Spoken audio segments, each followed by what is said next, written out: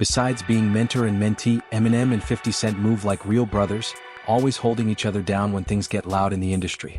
Whether it's award show moments or public drama, they stay locked in, proving their bond is stronger than any spotlight. And when it comes to rap battles, these two never flinch. Em and 50 built their names on fearless energy, stepping up to anyone who tried drifting into their lane. From the long smoke with Ja Rule to tension with former allies like The Game. They treat a feud like a workout. Stay sharp, stay bold, and sometimes even enjoy the fire. Now fast forward to August 2023. The Game caught fresh heat when Esmil and Eminem dropped Realist. Even though it was Esmil's big debut moment, Em instantly stole the show with a clean razor-cut verse aimed right at The Game. Em wasn't just flexing, he was staking his claim, reminding everyone he still sees himself at the top of the rap mountain and daring anybody to step up. One of Em's lines hit hard. "All these envious rappers I torch if I'm on a joint with him. Only retort is, I'm not played in clubs. Mother put a cork in it. Only reason they still play your SH in the clubs is cause you still performing." Even with the Kenzura vibe, Aishki Superamas, Em was basically telling The Game to stop talking and stop downplaying his impact. And this heat ties straight back to The Game's 10-minute disc, The Black Slim Shady. But their tension didn't start there. Nah, this runs way deeper, all the way back to the Gunnet era. The Game first caught Dr. Dre's attention with raw talent, presence, and big potential. Dre thought plugging him into Gunnet 50 Cent's powerhouse crew was the perfect launchpad. At the time, Gunnet was one of the strongest crews in hip-hop. Putting The Game there was supposed to guarantee a flawless debut. Some people called it a genius move. Others whispered he was only rising because of the 50 Cent stamp. That pressure created tension, questions, and cracks that would later blow open. But early on the move worked. Once The Game dropped the documentary, everyone knew he had real skill. The album earned heavy praise and serious sales. He wasn't just another new face. Tracks like How We Do and Hate It or Love It became instant hits, showing off his pen and storytelling. But behind the scenes, things were getting shaky. The chemistry between 50 and The Game started cracking slowly, even if nobody outside the camp saw the full picture yet. The first real crack showed up during the filming of the Hate It or Love It video. Word spread that 50 Cent refused to sit next to The Game in a car scene, and that tiny moment sparked loud whispers across the industry. Nobody ever confirmed the reason, but in hip-hop, even a small gesture can start a wildfire. And this one lit a chain reaction that kept growing. Despite the tension, the video dropped and fans loved it. But everything flipped upside down when 50 went on live radio and publicly announced that The Game was no longer part of Gunnet. That call-out shocked the entire rap world. Right after that, things got messy. The Game pulled up to the radio station trying to get inside while 50 was still there. The vibe turned tense instantly. A scuffle broke off. Chaos erupted and shots rang out outside the building. Both camps later tried to soften the story, but everyone could see how real the conflict had become. By March 2005, they stood side by side for a public truce, claiming the beef was over. But that peace didn't last long. Once The Game left Gunnet, the crew questioned his loyalty and his street strength, pushing him to stand his ground even harder. Fueled by frustration, he jumped in the booth and dropped 300 bars and running, a blistering disc that shook the entire rap scene with its non-stop pressure. That track opened the door to a flood of back-and-forth disc songs between him and 50. Each one got more aggressive, more detailed, more personal. Fans took sides. Debates exploded online and in the streets, and the rap world treated it like a heavyweight title fight. By 2006, The Game tried reaching out again, hoping to rebuild what was left of his bond with 50. But 50 stayed silent. No response, no acknowledgement, and sometimes silence hits harder than any disc. The feud kept burning, stacking up over 100 tracks from both sides, keeping the drama alive. Then in 2010, The Game tried again, publicly asking 50 on Twitter to end the beef once and for all. Again, no answer. Still, The Game kept insisting he wanted peace. But every time he tried to put the fire out, something sparked it right back up. When 50 dropped new music with slick subliminals, the tension snapped back into the spotlight. In 2012, The Game even pushed a petition for a full Gunnet reunion, hoping they could rebuild the empire that once had the streets buzzing. But the move went nowhere. Gunnet shut it down fast. And in 2014, when Gunnet reunited on the Summer Jam stage without him, the message couldn't have been clearer. They were moving forward and The Game was permanently on the outside looking in. By 2022, things looked like they were finally calming down. 50C even called out The Game for taking a picture with Lloyd Banks, questioning the motive behind it. But The Game brushed it off. He said he was done with the beef and wasn't holding anything against 50 anymore. But just when it seemed the air was clearing, a new storm kicked up. This time between the Game and Eminem. The Game came straight at M with a diss track called The Black Slim Shady. He took aim at Eminem, 50 Cent, Dr. Dre, and even dragged M's daughter into the narrative, pushing the track deep into controversial territory. The lyrics were sharp, clearly designed to stir a reaction and spark a new rap battle. When the track dropped, the hip-hop world lit up. Some listeners praised the Game for being bold enough to challenge someone seen as one of the greatest ever.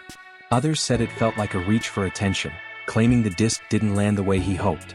Fans immediately split into sides. Some writing for M, others backing the Game. Social media exploded with debates, threads, and late-night arguments. Everyone trying to crown a winner. But the real question underneath it all was simple. Why did the Game go after Eminem at all? What pushed him to target someone with such heavy respect across the industry? One major reason might have been the Super Bowl 56 halftime show in 2021. Dr. Dre, Snoop Dogg, Eminem, all on stage for one of the biggest shows in music. But the Game wasn't invited, not even considered. For someone who came up under Dre and carried a huge chunk of the West Coast on his back, that absence cut deep. When he didn't appear on stage, he felt overlooked and pushed aside by people he thought he represented. He reposted Instagram stories questioning why he wasn't part of a moment celebrating Los Angeles hip-hop culture. From the Game's point of view, he earned that spot. He saw himself as a major voice of the West Coast and believed he should have been up there shoulder to shoulder with Dre and Snoop. Later on the I Am Athlete podcast, he admitted the snub hurt. He said the industry viewed him as a non-safe artist, someone who might bring too much edge, too much unpredictability for a mainstream event. That belief only fueled the frustration.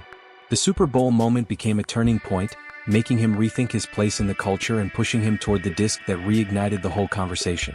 The Game started feeling like the industry was pushing his realness aside in favor of safer artists. And that frustration just kept boiling. By March 2022, he pulled up to Drink Champs with NE and DJFN and the internet went crazy. During the interview, he dropped a heavy claim. Kanye West, he said, had done more for his career lately than Dr. Dre ever had. That statement alone shook fans and industry folks everywhere. But he wasn't done. In the same interview, the Game declared he was better than Eminem and said he'd face him in a vigorous battle anytime. He challenged the long-standing idea that M was untouchable, pushing for a head-to-head showdown to settle things once and for all. The reactions were instant, fans across the world arguing non-stop about whether the Game was speaking facts or just chasing shock value. Even after the backlash, the Game refused to walk anything back. In an Instagram video shortly after, he doubled down, saying he truly believed he was better than Slim Shady, even if people didn't agree. He kept his tone confident and unshaken, insisting that everyone has a right to their opinion and his wasn't changing. He even floated the idea of a full rap battle or a collab to prove who really had the sharper skills. Whether that tension between the Game, Eminem, and 50 Cent fades out or flares up again, only time knows. And just when the story couldn't get wilder, Nick Cannon enters the picture. Back in the late 2000s, rumors started swirling about a romantic connection between Eminem and Mariah Carey. And that rumor mill kicked off a whole new chapter of drama. At first, Mariah denied everything. But things flipped when Eminem dropped Bagpipes from Baghdad on his Relapse album. He didn't just hint at a past connection. He went straight at Nick Cannon, who was married to her at the time. The lyrics were sharp, direct, and left zero room for guessing. M rapped lines like, "Mariah, whatever happened to us? Nick Cannon better back up. I want her back." Nick Cannon wasn't about to let that slide. He fired back online, threatening legal action in a now-deleted Tumblr post, writing that if nobody else was going to stand up to Eminem, he would, even if it meant making it his full-time job. Then Mariah Carey added fuel to the fire with her hit Obsessed. In the video, she even dressed up like Eminem, making the message crystal clear. Fans caught every detail, and the drama skyrocketed into one of the most talked-about celebrity feuds of its time.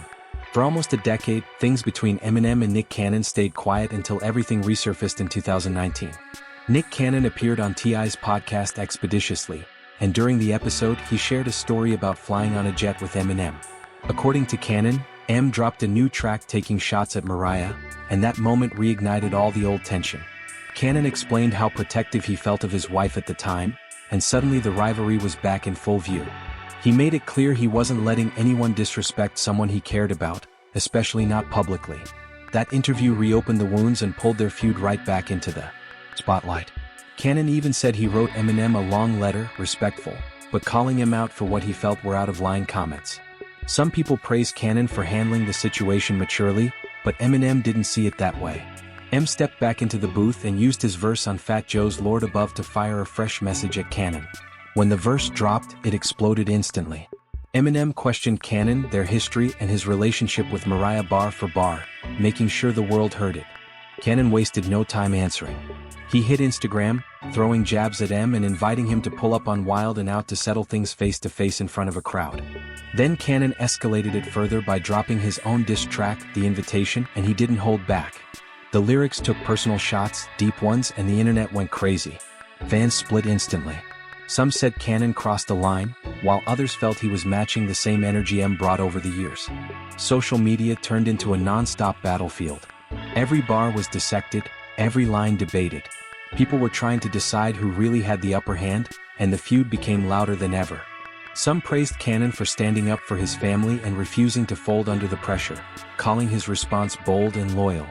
But others felt like he kept the drama alive when it should have been put to rest long ago, saying it was time to move on rather than relive the past over and over. The whole situation showed just how deep the tension truly ran, and it kept the feud burning in a way nobody expected. The media turned the feud into an even bigger spectacle. Every twist, every post, every lyric got blasted across headlines like it was breaking news. Entertainment outlets treated the drama like a championship bout, and fans ate it up, waiting for the next move, the next clapback, the next spark to set everything off again. But while the noise kept rising, some fans were calling for peace. They hoped Eminem and Nick Cannon could finally drop the tension and shift back to the music, instead of trading barbs forever. People imagined a moment where both could move forward without old drama weighing them down. Still, the feud had built up so much momentum that it felt alive on its own. Eminem and Cannon kept sending jabs through tracks, interviews, and social media posts, keeping their rivalry in the public eye. Cannon even sampled controversial lines from M's older songs, trying to flip the story and shake up Eminem's image. In recent years, though, things between Eminem, 50 Cent, and Nick Cannon seemed to have cooled, at least publicly. The constant back and forth slowed down, and all three shifted more toward their own projects. But fans and industry watchers still wonder what's really going on behind the scenes. Even with the quiet, many believe there's still leftover tension, unspoken, unresolved, and waiting for the right moment to pop back up. Their long history makes people think the story isn't fully over. So, fans study every lyric, every interview, every social media move like detectives, hunting for clues or hidden messages. Some even question whether the feud is truly personal or if deeper strategy is at play. Are old emotions fueling all this, or is the rivalry a way to stay relevant and keep their names buzzing? Only time will reveal what's real and what's smoke. Going back to 2005, Nick Cannon and Mariah Carey first met at the Teen Choice Awards, and by 2008 they were married. So when Eminem's diss came out, Cannon and Carey were still a fresh couple, which explains why Cannon reacted so quickly and fiercely. Their marriage ended in 2016 after 8 years. But even after the split, Cannon continued to stand up for Carey whenever her name got dragged into drama. He stayed protective of her image and focused on keeping things respectful for the sake of their twins, Moroccan and Monroe. Their co-parenting stayed solid even after the romance faded. As for 50 Cent, he got pulled deeper into the drama when Nick Cannon cracked jokes about his weight on a podcast. Cannon joked that 50 had put on some pounds and even said he looked like he had a pack of hot dogs in the back of his neck. That one joke was enough to turn into a headline and drag 50 straight into the mix. At first, 50 brushed it off like it was nothing, but eventually he clapped back on Instagram. He posted about relying on God and said, "Success doesn't come from luck." Then added a sharp caption aimed at people using his name for attention. If your marketing plan is to say something about 50, you're not going to make it. Have a nice day. That line hit hard and showed he wasn't playing around. And this wasn't the first time 50 Cent smoked toward Cannon. Back in 2020 on The Breakfast Club, 50 talked about Cannon's feud with Eminem, saying M is built for competition and actually gets comfortable when someone challenges him. When the host mentioned Cannon's track, "Used to Look Up to You," 50 clarified it wasn't aimed at Eminem. It was aimed at him. And 50 didn't sugarcoat his thoughts. He said he never rated Cannon's rap skills and even called him legendary corny from the beginning. The host agreed and openly questioned why Cannon kept trying to go at someone like 50. In a more recent Forbes interview, 50 added another playful jab, wondering why Nick Cannon has so many kids. Talking about his own regrets over buying a massive mansion, He joked that maybe Nick and his whole crew of kids could have used the house instead. It kept their rivalry alive, but without crossing any serious lines. Right now, the true state of the Eminem vs. Nick Cannon feud is unclear. Some think it's cooled down. Others believe they're just keeping it quiet until something sparks it off again. Whether they'll ever fully bury the tension or whether another moment will set everything back on fire, only time will tell. Now, let's shift into another legendary hip-hop feud. Ja Rule vs. 50 Cent. In the late 1990s, tension between 50 and Ja Rule exploded into one of rap's most heated rivalries ever. It all kicked off in 1999 when Ja Rule was robbed at gunpoint during a music video shoot. A moment that created a shockwave around him. One of 50's affiliates was allegedly the one who snatched Ja's chain, which instantly built tension between both camps. According to 50 Cent, Ja later saw him and the guy involved at a club and acted cold toward him like the vibe switched instantly. Ja Rule denied that encounter, though he confirmed the robbery happened. He says their real issue started because 50 Foot disrespected by Murder Inser's Ja's label during the shoot for his track Murder for Life. That same year, 50 fired back with his diss track Life's on the Line, taking direct aim at Ja Rule and Murder Incorporated. The song was meant for his debut album Power of the Dollar, which later got shelved. But Ja Rule's debut venue Vetti blew up and sold millions, adding even more fuel to their tension. By 2000, things heated up fast.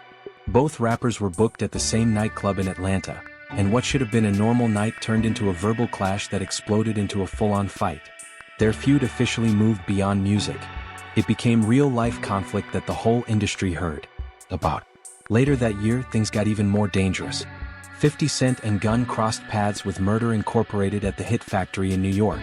When Ja Rule heard 50 was in the building, he pulled up and chaos followed. The situation turned violent and 50 Cent was stabbed by Murder Inc.'s member Black Child during the confrontation. By this point, the feud wasn't just heated. It was war. The chain snatching, the club fight, the studio stabbing, everything from 1999 to 2002 built the foundation for one of hip-hop's wildest and longest-running rivalries. Then 2002 changed everything. 50 Cent dropped Wangster and the rap world shook. Widely believed to be inspired by Ja Rule, the track became 50's breakout hit, shooting to number 13 on the Billboard charts. It didn't just launch his career, it cranked his rivalry with Ja to a whole new level. The message was clear. 50 Cent had arrived and he wasn't stepping quietly. But that same year, a new challenge hit. Irv Gotti claimed 50 had filed an order of protection against him and Ja Rule. That accusation threatened 50's street credibility, suggesting he asked the law for help, but 50 denied it immediately, and later the truth came out that the police filed the order on his behalf, not him. The narrative flipped and 50's image stayed intact. Between 2002 and 2003, the beef erupted into a barrage of diss tracks from both sides. 50 dropped I Smell, Back Down, and his version of Hail Mary, taking shots at Ja's rumored obsession with Tupac's style. Ja Rule clapped back with Loose Change and Guess Who Shot You, making sure the fire never cooled. The back and forth turned into one of the most talked about rap wars of the era. Fans waited for each new track like it was another episode in a drama series. Every song bringing new shots, new accusations, and new energy. The feud didn't just stay alive, it dominated hip-hop. Between 2007 and 2019, 50 Cent and Ja Rule kept dominating headlines as their rivalry stretched across new eras, new platforms, and new audiences. In 2007, Ja Rule sparked things up again by accusing 50 of copying his style. During an interview with Angie Martinez on Hot 97, Ja claimed 50's approach changed after signing with Shady Records, suggesting 50 started sounding more like him than ever. That comment tossed fresh fuel onto a feud that refused to die. It painted 50 Cent as someone borrowing style instead of creating his own, adding another layer to their long messy history. Then in 2013, Ja Rule shocked fans when he admitted in an interview that he felt 50 Cent had ultimately won their beef. It was a rare moment of honesty from Ja, but it didn't last long. That same year, something wild happened. Ja Rule and 50 Cent ended up on the same flight, sitting in the same row. Ja even tweeted about it, and for a brief moment fans thought the drama might actually be over, but peace didn't last. Later in 2013, during his set at Hot 97 Summer Jam, 50 Cent reignited everything. He mocked Ja Rule and Murder Inc. Again, performing his diss track I Smell, reminding everyone the feud was still alive and kicking. Things escalated again in 2014 when Ja Rule dropped his memoir Unruly, The Highs and Lows of Becoming a Man. In it, he claimed 50 Cent helped tip off police, contributing to the federal investigation into Murder Incorporated. That accusation hit hard, but 50 denied everything in 2015, saying he had zero involvement. Around that time, other beefs like Drake versus Meek Mill were dominating social media. Both Ja and 50 jumped into the discussion on Twitter, offering their own takes. Even while watching other rap wars unfold, the tension between them stayed in the background, never fully settling. Their rivalry just kept lingering. After all the years, all the tracks, all the interviews, their energy never faded. And surprisingly, both 50 and Ja agreed on one thing. The Drake versus Meek Mill feud didn't compare to theirs. Their beef had real history. Street fights, label wars, courtroom drama, and they believed their war stood in a league of its own. Then in 2017, Ja Rule was hit with major backlash over the disastrous Fyre Festival. What was meant to be a luxury event turned into chaos, leaving attendees stranded with almost no resources. The moment the news broke, 50 Cent pounced on social media, clowning Ja and reigniting the tension all over again. By 2018, things exploded once more online. Ja Rule launched a fresh Twitter attack aimed at 50 Cent, and what followed was another round of harsh words, jokes, and brutal memes flying from both sides. Zero fired back with savage memes and personal digs, dragging the feud into yet another chaotic chapter. Then came one of the wildest moments in their rivalry. 50 Cent claimed he bought 200 front-row tickets to a Ja Rule show in Las Vegas just so the seats would be completely empty. He even posted a photoshopped picture of himself sitting alone in the crowd just to rub it in. That move went viral instantly and became one of the most legendary stunts in their entire beef. In 2019, Ja Rule sent another shot, calling out 50 Cent's association with Tekashi 69, who at the time was facing major legal trouble and widely accused of cooperating with authorities. Ja compared 6ix9ine to 50 Cent, calling them both rats, pushing the feud into a whole new level of disrespect. Eventually, Eminem got pulled into the storm not because he started anything but because of his close ties with 50. Ja Rule took direct aim at M in his disc Loose Change, where he mentioned Eminem's family including his mom Kim and even his daughter, trying to hit him where it hurt most that crossed a serious line. Ja rapped, "M, you claim your mother's a crack D and Kim is a known slight. So what's Haley going to be when she grows up?" That bar went way below the belt and Eminem didn't waste a second firing back. He responded with Haley's Revenge and his Hail Mary remix with 50 Cent and Busta Rhymes. From there it became a full-scale lyrical war. Ja Rule's Clapback, Eminem's Go to Sleep, and a whole chain of disc records from both camps. But by 2004, Eminem was done. He dropped a track making it clear his label already won, and the feud wasn't worth another second. He called it childish, pointless, and moved on. By the mid-2000s, it started looking like Ja Rule was keeping his name alive, mainly by staying tied to the 50 Cent and Eminem storyline. In one interview, he hinted at ending the beef, then later switched up and said he and 50 were sworn enemies for life. That back and forth helped cement their rivalry as one of the messiest, longest, and most iconic in rap history. Hip-hop pressure builds quietly before it finally blows. And that's exactly how this feud started. Their tension traces back to 2011 when both were under the same label, Shady Records. Joe Budden was part of the supergroup Slaughterhouse alongside Roy to 59, Joel Ortiz, and Crooked I. Their signing brought massive excitement. Fans believed Shady Records would finally give the group the platform they deserved. But behind the scenes, cracks were already forming, setting the stage for one of Eminem's most unexpected and emotional rap feuds. Joe Budden's harsh criticism of Eminem's revival poured even more gas on the fire. Many fans believe the bars in Eminem's Chloroseptic remix aimed at reaction videos were direct shots at Joe, pushing the tension even higher. Every song, every interview, every comment added another crack to an already shaky foundation. Things escalated again when Bizarre from D12 called out Joe for constantly trashing M's work. Joe fired back with a physical threat, proving this beef had moved far beyond music. It was personal, emotional, and loud, with voices from every corner of hip-hop jumping in. The momentum kept building. Fans could feel something major brewing between Joe, Eminem, and the entire Slaughterhouse circle, and 50 Cent jumped into the mix and cranked the heat up even more. He posted a picture of Joe Budden on Instagram, hinting Joe had a swooping coming his way. Once 50 stepped in, the situation between M and Joe got even louder. Every post, every clapback, every interview added more fuel to the blaze.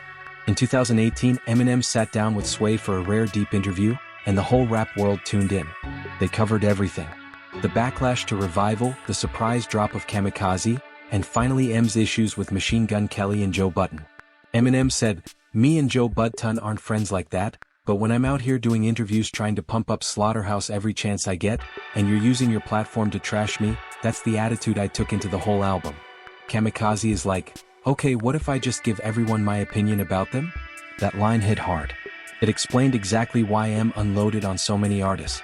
He also opened up about the collapse of Slaughterhouse, revealing their album Glass House was nearly done, but the group couldn't agree on which songs to keep. The project got stuck and everything stalled. That breakdown added another heavy layer of frustration to the situation. Eminem explained how much effort he actually put into supporting the group. Flying around, doing interviews, pushing their name whenever he could. So, when Joe publicly criticized him, it felt like betrayal. That's what fueled the intensity behind M's Kamikaze verses. The Sway interview showed that this feud wasn't just rap. It was personal history, broken expectations, and clashing visions all boiling over at the same time. Eminem explained that even though the Glass House album was nearly finished, things still weren't lining up. The Slaughterhouse members couldn't agree on which tracks were the strongest. M thought they'd regroup, tighten a few songs, and keep it moving, but everything went silent. That's when he shifted his focus fully into revival, and communication with the group faded out. He also talked about the backlash after Slaughterhouse dropped Welcome to Our House in 2012. Fans said it sounded too polished, too clean, too far from the raw energy the group was known for. M said that's exactly why he stayed hands-off. He didn't want to control their sound or force anything. We left the ball in their court. He said, I didn't want to touch it other than give my opinion. He explained how he set up another project for the group. And then out of nowhere, Joe Budden began asking, who got that money? Who got what money? Eminem made it clear he wasn't chasing profit off Slaughterhouse at all. He said, I don't know if I made a dime off Slaughterhouse. I don't care if I made nothing. I believed in them. And honestly, that sums up a lot about the rap game. Sometimes you need a mentor to show the blueprint. Sometimes you need a loyal friend who rides with you through every storm. And sometimes you just need one killer verse to silence every hater in the room. Eminem and 50 Cent, they've had all three locked in from day one. And that brings us to the end of this wild journey. A ride through beefs, loyalty, betrayal, chaos, legends, and legacy. If you rocked with this breakdown, make sure you like, subscribe, share, and comment to show your love to Eminence Daily.